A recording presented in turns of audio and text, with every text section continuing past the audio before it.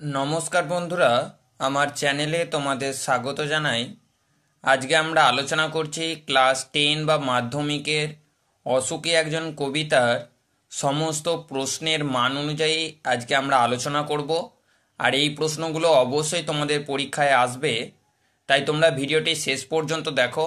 আর আমি ভিডিওর মাঝে বলে দেব যে কোন প্রশ্নগুলো তোমাদের পরীক্ষায় অবশ্যই পড়বে, তাই তোমরা স্কিপ না করে সম্পূর্ণ দেখতে থাকো। আর চ্যানেলে নতুন হয়ে থাকলে চ্যানেলটি চটপট সাবস্ক্রাইব করে নাও, কারণ এরকম নিত্য নতুন ভিডিও পেতে চ্যানেলটি সাবস্ক্রাইব করা থাকলে অতি সহজেই তোমার কাছে ভিডিওগুলো পৌঁছে যাবে। তাই আগের দিন আমরা আলোচনা করেছি জ্ঞানচক্ষু, আজকে আমরা আলোচনা করছি অসুখী একজন। জ্ঞানচক্ষুর প্রশ্নপত্র তোমরা যদি না পেয়ে থাকো তাহলে আমি ডেসক্রিপশানে দিয়ে দেব, অথবা উপরের আই বাটনে দেওয়া থাকবে, তোমরা সেখান থেকে দেখে নিতে পারো। তাই এখানে দেখতে পাচ্ছ যে প্রশ্নের মান একেতে কি প্রশ্ন দেওয়া আছে। একের দাগে প্রশ্ন দেওয়া আছে যে তারপর যুদ্ধ এলো, যুদ্ধ কেমনভাবে এলো, সেটা তোমাদেরকে লিখতে হবে কি না ছোট প্রশ্ন হিসেবে। দ্বিতীয় প্রশ্ন হচ্ছে অসুখী একজন কবিতাটি কে বাংলায় তর্জমা করেছেন। এটা তোমরা ভিভিআই অথবা স্টার মার্কস দিয়ে রাখো, এটা অবশ্যই তোমাদের পরীক্ষায় পড়বে। তারপরে 3 নম্বর প্রশ্নে কি বলেছে, সে জানতো না তার অজানা বিষয়টি কি। তারপর 4-এর দাগে প্রশ্নে বলেছে যে সব চূর্ণ হয়ে গেল, কি কি চূর্ণ হয়ে গেল। এটাও তোমরা ভিভিআই অথবা স্টার মার্কস দিয়ে রাখো। তারপর প্রশ্নের মান 5-এ বলেছে আমি তাকে ছেড়ে দিলাম, কথক কাকে ছেড়ে দিলেন। এইটাও তোমরা ভিভিআই অথবা স্টার মার্কস দিয়ে রাখো। তারপরে 6-এর দাগের বলেছে বছরগুলো নেমে এলো তার মাথার ওপর, বছরগুলো কিভাবে নেমে এসেছিল। তারপর আমরা চলে আসছি প্রশ্নের মান 3-এতে। একের মান অনুযায়ী তোমরা এই 6টি প্রশ্ন করলে অবশ্যই তোমরা কমন পাবে। এরপর আমরা আসছি প্রশ্নের মান 3-এতে।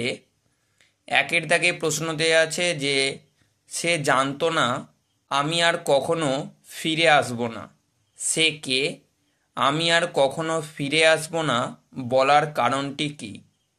এইখানে এই 2 নম্বর প্রশ্ন, অর্থাৎ আমি আর কখনো ফিরে আসবো না বলার কারণ কি, এইটা তোমরা অবশ্যই অবশ্যই করবে।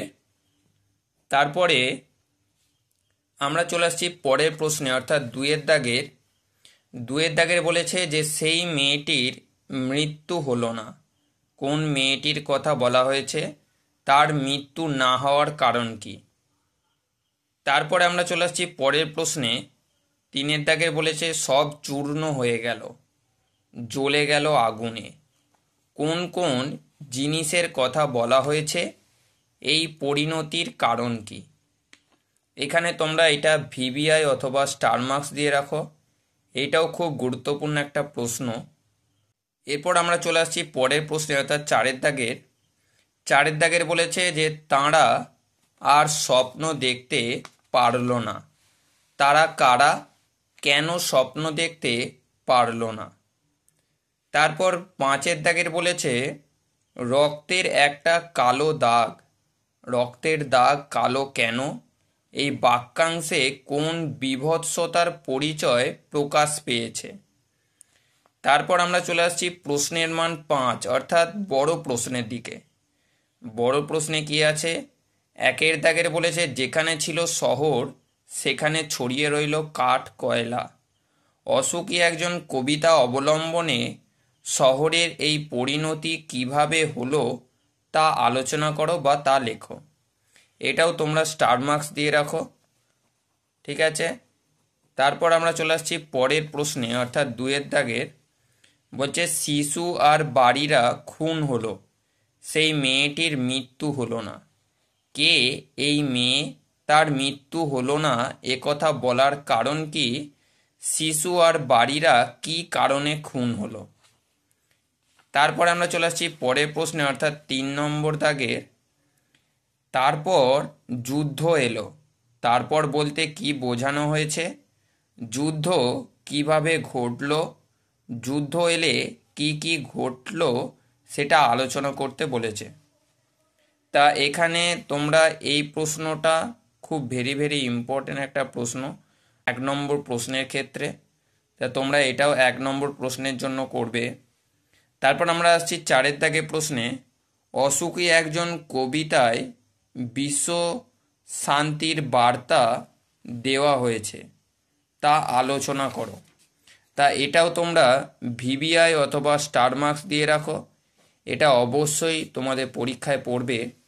তা আজকে আমরা আলোচনা করলাম অসুখী একজন কবিতা। তা এই অসুখী একজন কবিতার এই প্রশ্নের মান অনুযায়ী এইগুলো করলে অবশ্যই তোমরা পরীক্ষায় কমন পাবেই। ভিডিওটি এখানেই শেষ করলাম।